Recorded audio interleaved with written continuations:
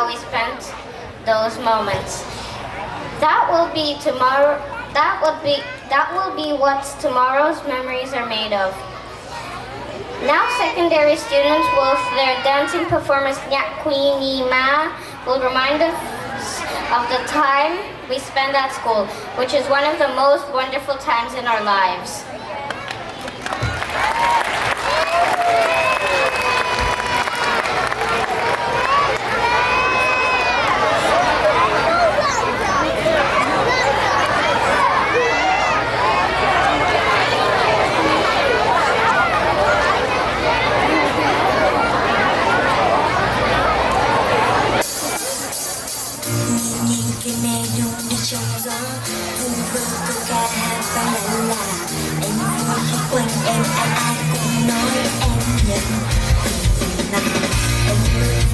Trong một suy nghĩ tương lai sẽ luôn mơ rộng đón em, còn nàng bây giờ sẽ là một đôi bước chân đón ngày mới lên.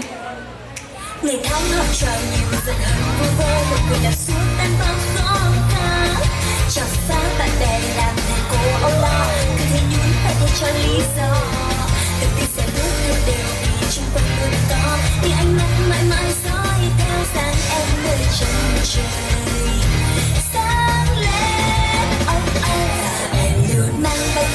Bao niềm vui, bao lời ca khúc hát cho cuộc sống trong ngày mới sẽ cùng em một màu. Không ngại ngùng, không hề không có sầu lo, đó mới chỉ là em. Bao nhiêu mộng mơ của tuổi thơ ơ mình ôi như thơ ngu ngơ. Có ai biết như điều đó sẽ cứ dẫn tương lai khi niềm vui khi thành công hướng về em thì ngại ngùng chỉ cái tên Nhạc Queen nhịp mơ.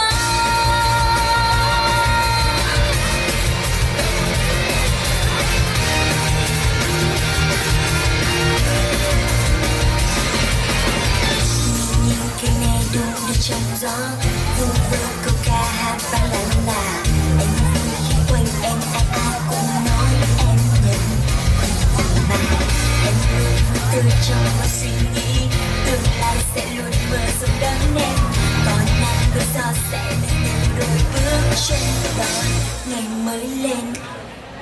Ngày tháng học trò nhiều giận hờn vô vô, một người đã suốt tan bao khó khăn. Chào phá bạn bè làm thầy cô âu lo, cứ thế nhún phải thay cho lý do. Tự tin sẽ bước thật đều vì chung quanh luôn có